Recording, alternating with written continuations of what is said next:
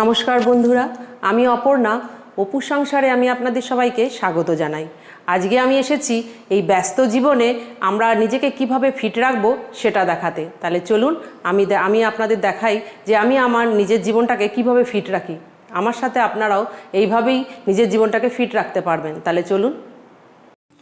সবার প্রথমে আমি এক্সারসাইজ করার পরে যে স্মুদিটা খাবো তার জন্য একটা কাপে 1 চামচ চিয়া সিড ভিজিয়ে নেব। এই চিয়া সিডটা কিন্তু যারা খুব তাড়াতাড়ি ওজন কমাতে চান তাদের জন্য একটা আদর্শ বীজ। এটা আমি দুধ দিয়ে ভিজিয়ে নেব। যাদের দুধে প্রবলেম আছে তারা এটা জলে ভিজিয়ে রাখবেন অন্তত 1.5 ঘন্টা। এবার আমি এটাকে চামচ দিয়ে গুলে এটাকে ভেজার জন্য রেখে দেব। এবার আমি চলে এসেছি জিমে। এবার আমি এক্সারসাইজটা শুরু করছি। সবার প্রথমে আমি স্ট্রেচিংটা করে নেব, কারণ যে কোনো এক্সারসাইজ করার আগে স্ট্রেচিংটা কিন্তু খুবই দরকারি। আচ্ছা, এবার আমি আপনাদের সঙ্গে কিছু কথা শেয়ার করতে চাই।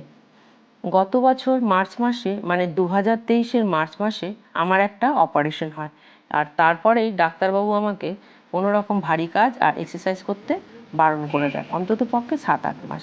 আর এই 7-8 মাস আরাম করার পর আমার ওয়েট 69 থেকে 80 কেজি হয়ে যায়।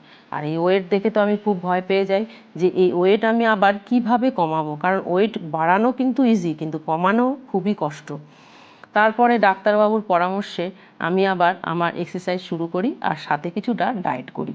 আর তাতেই 6 মাসেই আমার ওয়েট আবার 74 কেজিতে চলে আসে।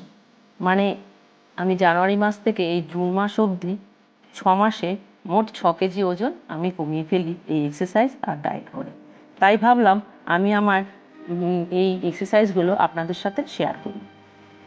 এই যে ম্যাটের এক্সারসাইজগুলো আমি আপনাদের দেখালাম, এগুলো কিন্তু আপনারা অতি সহজেই বাড়িতে বসেই করতে পারবেন। সবার তো আর জিমে যাওয়ার সময় থাকে না, বা বাড়ির কাছে কারো জিমও নেই।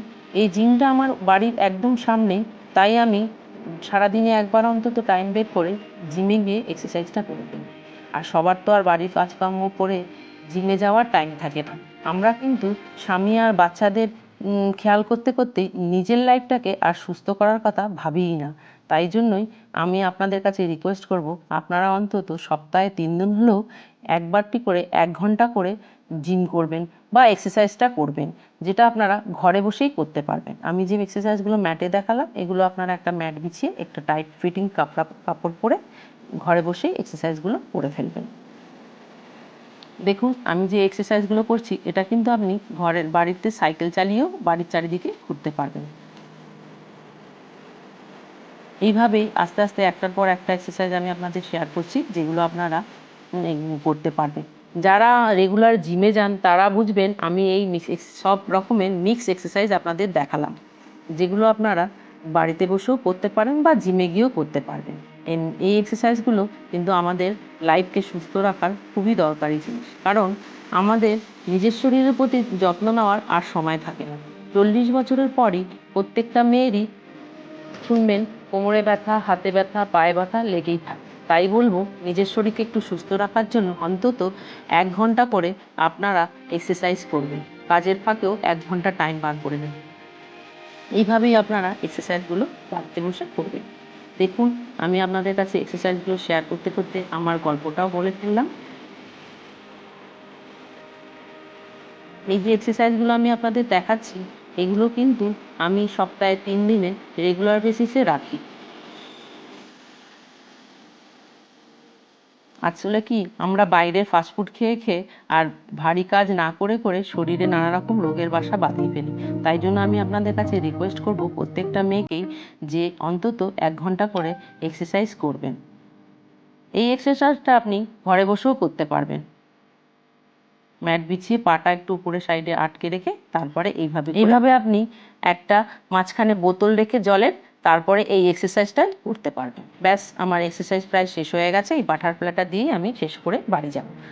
এবার বাড়িতে চলে এসেছি। এবার আমি আপনাদের কাছে শেয়ার করছি যে আমি স্মুদিটা কীভাবে বানাবো। স্মুদিটার জন্য আমার লাগবে 2 চামচ ওটস।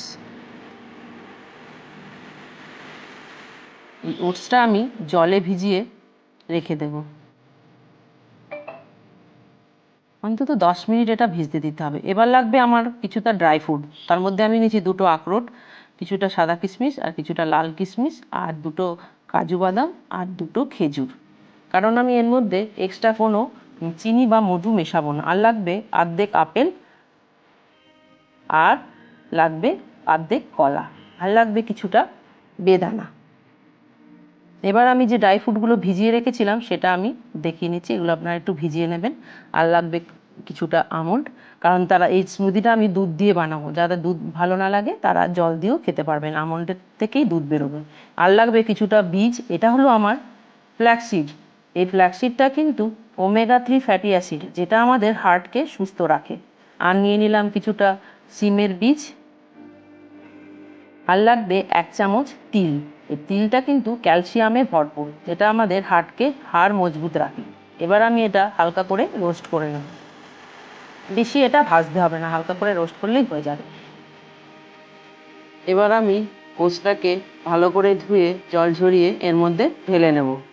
আর এর মধ্যে দিয়ে দেব আপেলের টুকরোগুলো, আর দেব কলার টুকরোগুলো।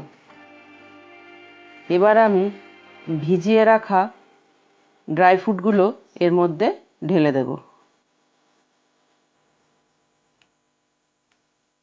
আর দেব রোস্ট করা শিটগুলো।